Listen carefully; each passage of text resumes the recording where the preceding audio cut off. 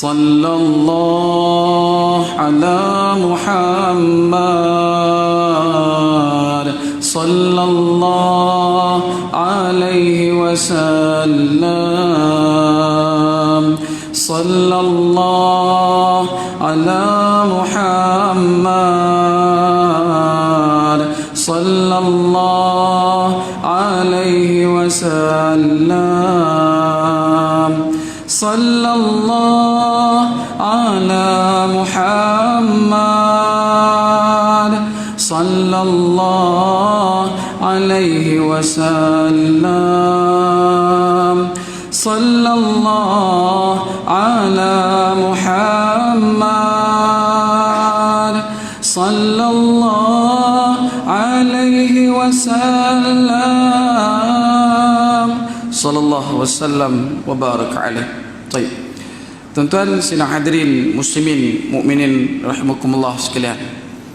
Alhamdulillah, Allah Subhanahu wa taala masih lagi memberikan izin dan ruang serta peluang kepada kita melalui iradah dan inayahnya.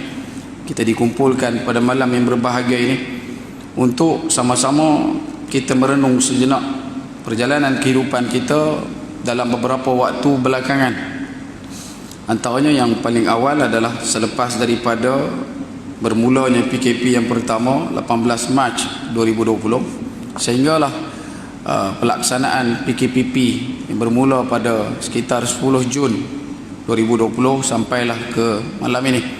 Wallahu ta'ala alam, kita tidak mengetahui sampai bila perkara ini akan berlarutan dan berlanjutan. Justru antara perkara yang paling besar dan paling utama, bagaimana sifat dan sikap orang yang beriman di saat dia berhadapan dengan sebarang jenis wabak ataupun pandemik.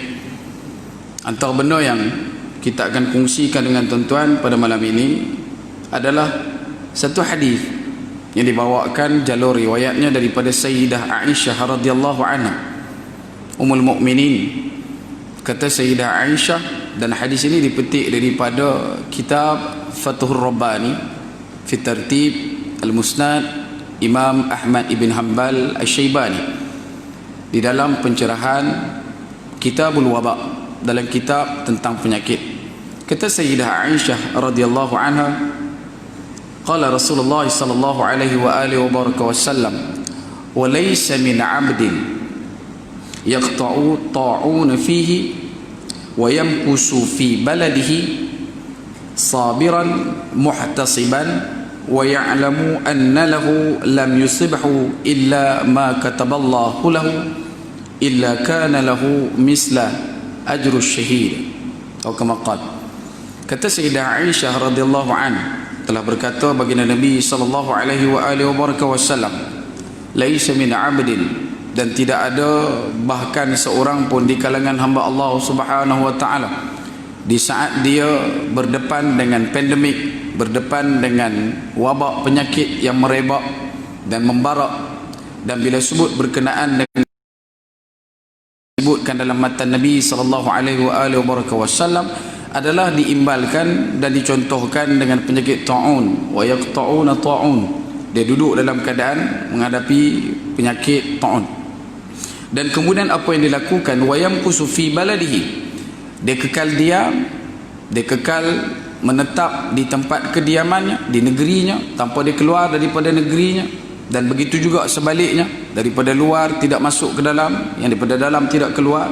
Dan dia meningkatkan tiga elemental, tiga elemen. Dia duduk diam, tetapi dia ada tiga tunjang lagi. Yang pertama, kata Nabi SAW, setiap daripada orang yang beriman, mengaku hamba Allah Subhanahu wa taala, mengaku umat Nabi SAW, tiga prospek utama ni kena ada, tiga benda ni kena ada dalam diri dia bila dia beradab dengan penyakit, bila dia beradab dengan wabak, bila dia beradab dengan satu perkara yang luar daripada batas kemampuan fikir dan juga kemampuan jasad dia. Nombor satu, kata Nabi, sabiran. Sabiran daripada kalimah sabar, iaitu sabar. Tetapi kalau disebutkan dengan kalimah sabar, ia hanya satu kali sabar.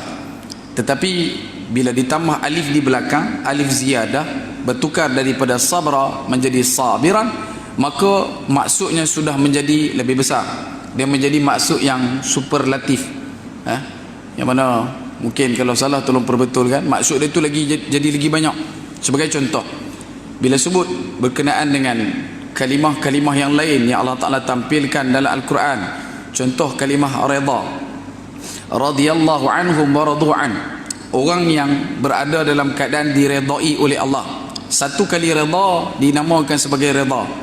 Bila banyak kali redha, daripada kalimah redha akan bertukar menjadi ridwan. Boleh faham tak? Farha bermaksud gembira, terlalu banyak gembiranya menjadi farhan. Sayyiba, jatuh menimpa. Bila banyak yang jatuh menimpa, berulang penimpaan tersebut daripada satu benda tu duduk jatuh tetap dan berulang, daripada kalimah sayyiba bertukar menjadi sayyiban. Jadi pada kalimah sabra, sabar, dia bertukar menjadi sabiran, bermaksud sabar itu sabar yang banyak dan sabar di dalam sabar. Ulama muhadithin menyatakan dalam memperincikan dan mencerakinkan hadis ini, iaitu dengan mengatakan sabar yang dibawakan, elemen utamanya dalam hadis yang kita bacakan kepada tuan-tuan adalah bermaksud dua perkara utama dalam kita menyikapi dan menyantuni sabar itu. Iaitu yang pertama, sabar dalam memahami ujian daripada Allah Subhanahu Wa Taala. Antara perkara yang kita boleh rujuk tidak lain tidak bukan berdalilkan dan bersumberkan Al-Quran Al-Karim daripada surah yang kedua, surah Al-Baqarah, ayat yang ke-214. Allah Subhanahu Wa Taala memberikan kepada kita tampilan-tampilan jenis-jenis pecahan berkenaan dengan ujian daripada Allah Subhanahu Wa Taala. Yang pertama, kata Allah, manusia yang beriman, dia hasibata, dia berada dalam keadaan dia sangka dia boleh masuk dalam syurga, tadkhulul jannah, dia duk sangka kata dia boleh masuk syurga. Sedangkan kalau dia tidak diberikan ujian-ujian ini, maka belum lagi layak untuk dia menyatakan pada diri dia layak untuk masuk syurga. Antara yang pertama, ujian Allah Subhanahu Wa Taala adalah al-ba'sa'u. Al-ba'sa'u dalam bahasa Arab, kalimah al-ba'sa'u bermaksud satu jenis masalah yang kita memang boleh lepas. Masalah tu tak berat mana. Bahasa Arab dia bila kita sebut ada apa-apa ke, dia akan kata la ba'sa. La ba'sa, tak mengapa, tak ada apa, tak ada masalah. Okey? Tapi kalau sebut al-ba'sa'u, masalah. Cuma sifat masalah tu masalah yang paling rendah dia punya level. Bahasa lain dia sebut labas. Maksud dia tu dia boleh harung. Kita pula ambil daripada kalimah al-ba'sa'u, dia jadi lepas. Boleh lepas ni? Boleh faham? Masalah tu ada parit depan, kita nak lompat. Orang tanya kita, hang lepas tak? Kita kata boleh lepas pasal parit tu kecil. So lepas, labas, la ba'sa, sifat ambilan daripada perkataan tersebut. Jadi ujian yang pertama ini, dia mai, kita tahu dia mai, dan kita tahu dia masalah, dan kita tahu kita boleh harung dah, kita boleh lepas dah. Yang tu al-ba'sa. Bila seseorang mukmin selesai menjalani ujian yang pertama al-ba'sa, sifat Allah yang maha menguji akan volume up, akan meningkatkan ujian tersebut ke level yang kedua. Dalam ayat yang sama lagi, kata Allah Subhanahu Wa Taala, selepas al-ba'sa'u datang perkataan yang kedua merujuk kepada ujian, iaitu ad-darra'u. Darra'u dalam erti bahasa yang lain, darra lebih dekat kepada penyakit, iaitu satu perkara yang menempel, melekat pada tubuh dan mengurangkan kualiti ataupun mengurangkan kemampuan untuk kita bergerak barang mungkin ataupun melakukan ibadah. Antara perkara yang kita boleh tengok di situ, antara terawal dalam Al-Quran, Allah Subhanahu Wa Taala meletakkan perkataan sakit. Antara contohnya, sakit diulang sebanyak 87 kali dalam Al-Quran. Setiap perkataan itu mengikut bilangan perkataan, 87 kali Allah Ta'ala menyebutkan kalimah sakit. Penyakit pula Allah Ta'ala ulang siarkan sebanyak 30 kali. Dan antara tampilan terawal penyakit yang mula-mula muncul dalam Al-Quran mengikut masaf yang kita ada pada hari ini adalah dalam surah Al-Baqarah, pada ayat yang ke-10, yang mana kita seringkali baca dan kita ingat ayatnya, fi qulubihim maradun fazadahumullahu marada. Bahkan lebih ironinya ataupun lebih kencangnya untuk kita bincangkan, daripada 30 perkataan penyakit yang diwar-warkan oleh Allah Subhanahu wa taala di dalam Al-Quran, sebahagian besar daripada penyakit-penyakit tersebut adalah penyakit yang merujuk kepada penyakit yang tidak mampu untuk kita capai dan gapai dengan tubuh jasad. Dia datang berkenaan dengan penyakit khauf, dia datang berkenaan dengan penyakit hazan, penyakit kita tak nampak, dia punya parut luka dan sebagainya. Manakala lebihan daripada penyakit-penyakit tersebut adalah merujuk kepada penyakit-penyakit yang kita nampak. Sebagai contoh dalam surah Al-Anbiya, tuan-tuan akan tengok kisah Nabi Ayub AS, antaranya pada kunjungan ayat yang ke-83 dan 84. Di saat Nabi Ayub AS diberikan satu down, dia bukan lockdown, Nabi Ayub masa tu down. Ujian pada Nabi Ayub adalah penyakit, yang mana penyakit ini membebankan Nabi Ayub AS. Dan sebelum penyakit itu, Nabi Ayub AS diberikan timpaan ujian yang tidak diberikan kepada mana-mana manusia terdahulu sebelum dia dan mana-mana manusia selepas daripada dia. Antara yang disebutkan dalam tafsir, Nabi Ayub AS kehilangan 12 orang anaknya serentak pada satu masa. 12 orang anak dalam sekelip mata. Nabi Ayub AS. Kemudian binatang ternaknya dan juga tanam-tanamannya semuanya hancur binasa juga dalam waktu yang bersangkutan, dekat dengan kehilangan anak. Dan dalam masa yang sama pula ditimpakan ujian darra, iaitu ujian penyakit yang melekat pada tubuh mulia Nabi Ayub AS. Ada yang menyatakan ia adalah penyakit kulit dan sebagainya. Cuma daripada perkataan Al-Quran, Allah Subhanahu wa taala membikiskan nilai sebenar penyakit tersebut. Itu penyakit itu tidak pernah kena pada mana-mana orang sebelum Nabi Ayub AS dan tidak pernah dialami oleh mana-mana orang selepas Nabi Ayub AS. Jadi kita tak boleh nak berkomentar lebih penyakit kulit ke penyakit apa ke. Cuma ada yang disebutkan ada sangkut dengan kulit dan sebagainya.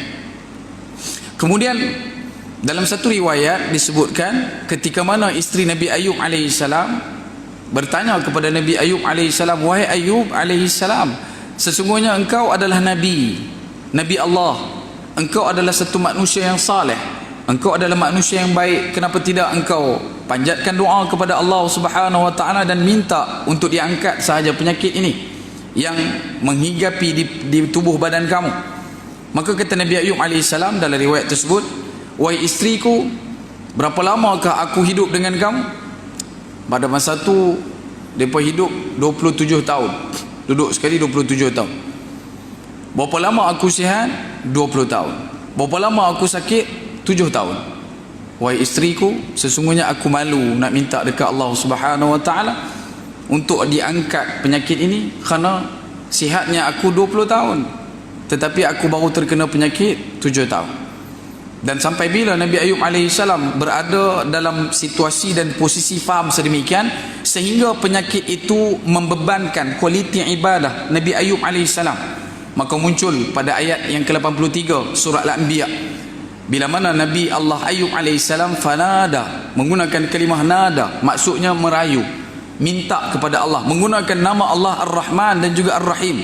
Wa antar Rahman Ar-Rahim, sesungguhnya engkau yang Maha Pemurah lagi Maha Mengasihani. Kemudian datang ayat 84 dalam keadaan sejurus selepas dia minta kepada Allah, fastajabna fakashafna lahu. Dan jawapan pada ayat 84 ini kata ulama menggunakan kalimah yang di awalnya adalah huruf fa. Mana-mana ayat dalam huruf fa bermaksud sejurus selepas. Lepas minta terus dapat. Fa tu maksudnya cepat. Fastaqimu, cepat-cepat berusaha. Fasta'inu, bila mana kita jumpa fa di depan, bermaksud benda tu berlaku dengan seterusnya. Dia tidak ada jeda, dia tidak ada ruang, dia tidak ada longkang di sisinya, terus jadi. Dan benda tu berlaku kepada Nabi Ayub AS. Maka diberikan ijabah doa, disembuhkan penyakit di atas down ataupun ujian mudarat yang ditimpakan. Dan kemudian bukan takat itu tuan-tuan, dikembalikan binatang ternaknya, kemudian tanaman-tanaman dia subur kembali, dan anaknya. Ini yang jadi lebih utama kata sebagian ulama, sebab digandakan sekali ganda. Dia dapat semula anak dia, bukan yang mati tu dihidupkan, tidak. Isterinya melahirkan anak 12 orang sekali ganda, dapat apa? 24. Kalau kita kan jenuh buka buku merah lah, 24 orang.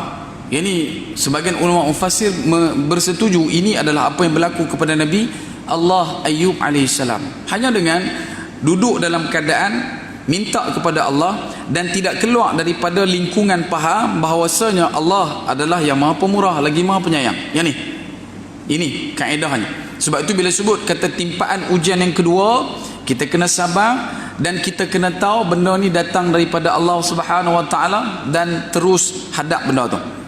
Antara yang kita sebutkan ini adalah sabar dalam memahami ujian peringkat kedua, darra'u.